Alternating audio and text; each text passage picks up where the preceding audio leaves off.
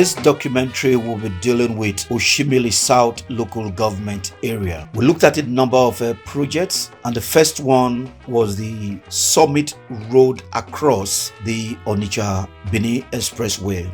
This road is in deplorable condition and barely passable during the raining season. This road is within the Delta State Capital Territory Development Agency area of jurisdiction. What we find worrisome is that there are structures at the end of the road which are beyond the building set line, thereby obstructing the road itself. And what this shows is that the town planning department of the Ministry of Lands and Survey is not carrying out their functions effectively, and is a concern to those of us who are urban and regional planners. The second road we looked at is the road by the side of RT Briscoe Elizade Limited, opposite Noel Holdings Limited, off Benin Onitsha Expressway.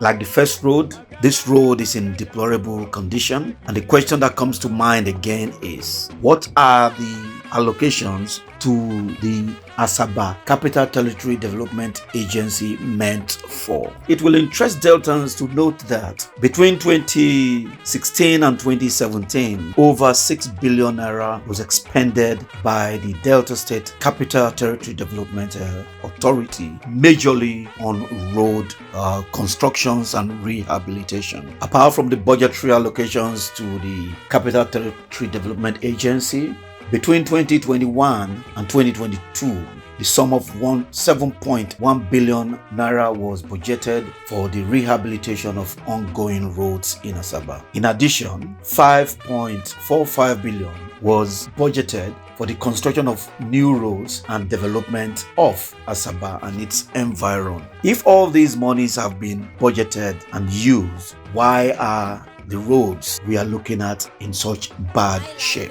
The next road we looked at is the road by Asaba Aluminium, FA Onwuachu Drive, off Benin Asaba Expressway. This is another road which needs attention. Although it has been graded, it is not still befitting for the capital territory of Delta State. The fourth road we looked at is the Smart Idodo Street by NNPC filling station off Benin Onitsha Expressway. This road is also in deplorable condition and appalling. A government that cares about her population will not allow a road to be deteriorated to this condition. It would also interest us to know that this road leads to the Asaba Ibuzo Expressway. Therefore, if this road is constructed, it will divert traffic from the expressway to Ibuzo Road leading to Ugeli, thereby reducing the usual traffic congestions we find around the Coca axis of Asaba. The fifth road we looked at is the Steve Eboka Street by Wayo Petroleum off Benin Onitsha Expressway. We carried out a documentary on this road sometimes in September, October 2020. That was during the raining season, and this road was not passable. This road needs urgent attention before the rains so that the residents of this area do not suffer the yearly rituals of going through stagnant water and flooding around the area. Again, this road leads to the Asaba Ibuzo Expressway. And like we have said earlier, if this road is constructed, it will relieve traffic from the main expressway, thereby diverting traffic going to Ugeli Asaba off the expressway before reaching the Coca Junction. The sixth road we looked at is the Link Road opposite Oshimili South Local Government Secretariat by Northwest Filling Station off Benin Onitsha Express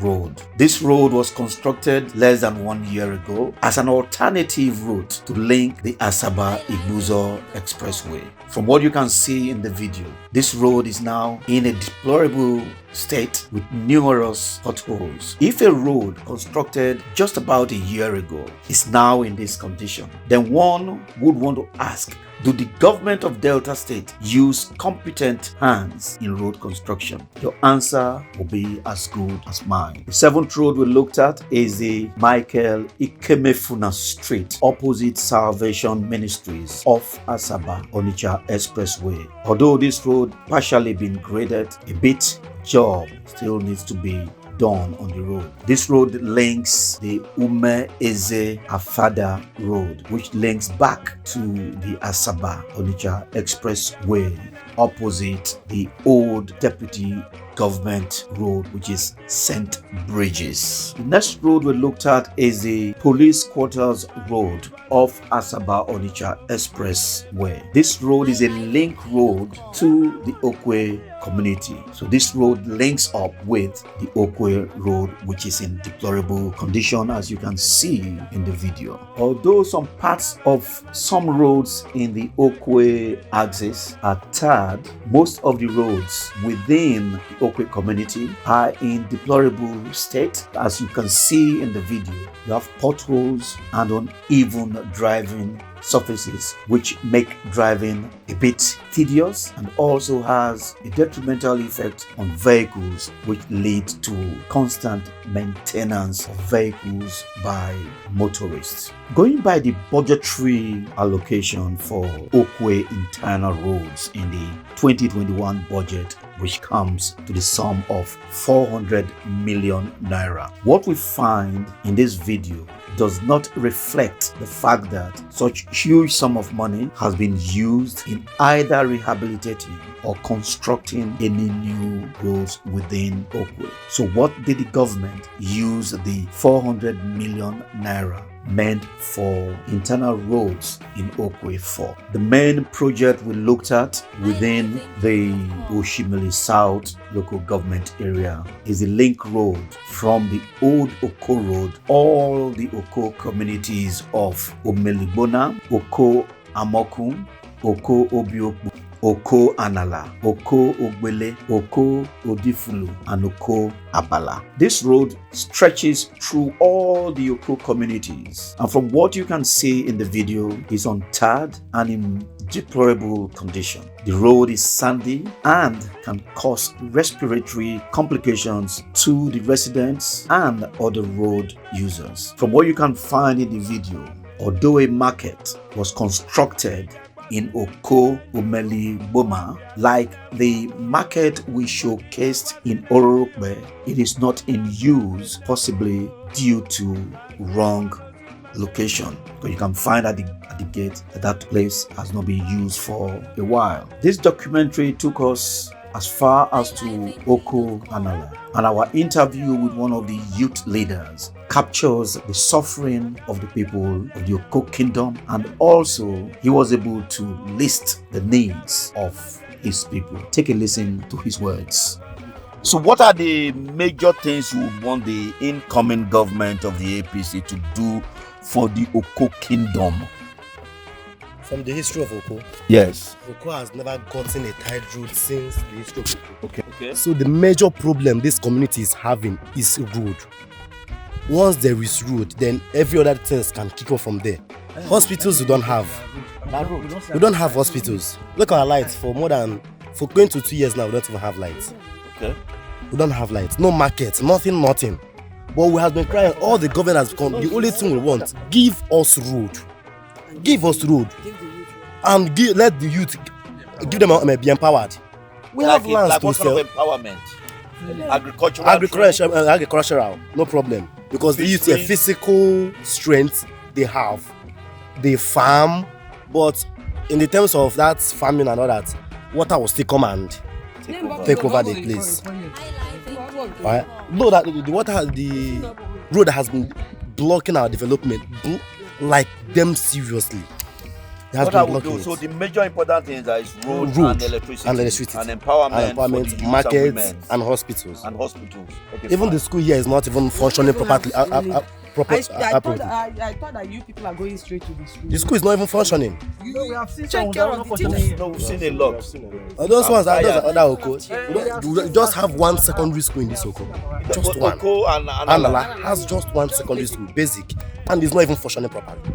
What do you mean it's not for you? Our children It's not that functioning. We don't even have teachers there. Most times you see them coming to school. Even the few of them that come to school, you see them come maybe around 11, 12. 11, 12? Yes. The teachers. Even the few that are comes, if they come at all. Despite haven't even tarred 1 kilometer of road within the Oko Kingdom, the government of Delta State claims to have spent 2.1 billion naira on construction of roads in the Oko Kingdom to Abala. The budgetary breakdown are as follows. In 2016, 500 million naira was allocated for the construction of Oko to Anala Road. In 2018, another 500 million naira was allocated. In 2021, 350 million was budgeted, and in 2022, 750 million naira was budgeted, bringing it to a total of 2.1 billion. From what we have seen, there was no portion of the road from Oko Market to Anala and as far as to Abala that is tarred. So what did the government of Delta State use the 2.1 billion naira earmarked for construction of roads in Oko axis for? The next project we looked at is the Delta State Film Village and Leisure Park Garden, Asaba. After abandoning the Delta State Leisure and Destination Park Olere in Udu local government area and the Wildlife Games Reserve Onwuachu in Onitsha South local government area, the Okwe administration started another project of the same designation in 2019.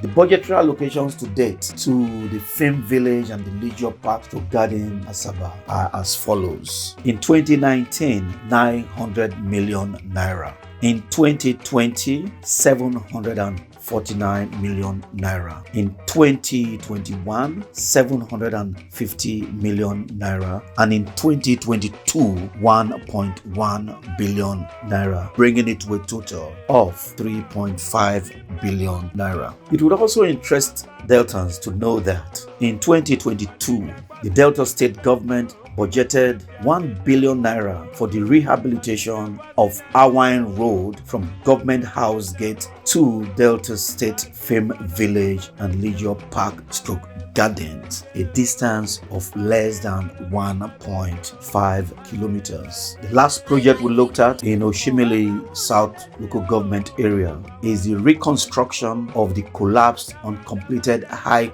Court complex, Asaba. The budgetary allocations for the reconstruction of the uncompleted High Court complex located on High Court Road beside the Cenotaph, Asaba, are as follows. In 2018, 270 million naira. In 2019, 500 million naira.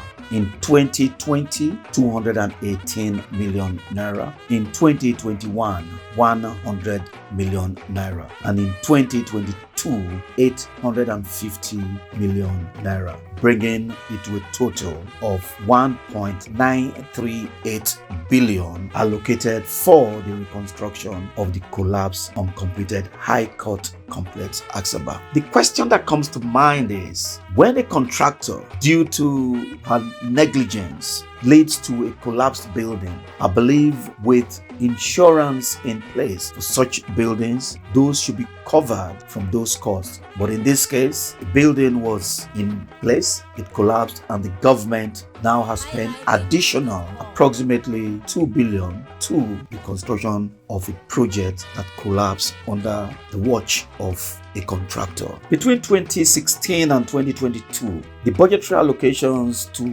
Direct Labor Agency, Delta State Capital Territory Development Agency, and other allocations to road projects within the Asaba and its environment come to a whopping sum of 26.812 billion. With such huge budgetary allocations, one finds it repulsive that most roads which actually are off the express and in prime areas are left unattended. A lot of questions need to be asked as to how our commonwealth has been used in Delta State. From what we have seen in this documentary, if this is what the 24 years of the People's Democratic Party rule in Delta State can offer the people of Okwe particularly and other residents of Oshimili South local government area, we need not convince the people in Oshimili South why the time of the PDP is up and for them to embrace another party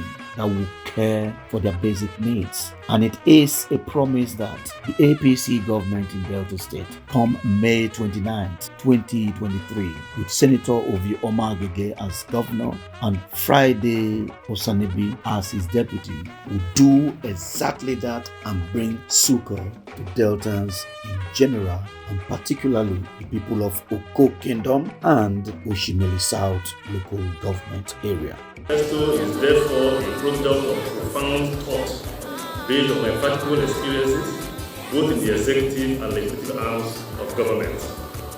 Ladies and gentlemen, we've come up with a 60-page manifesto anchored on the edge to build a new Delta.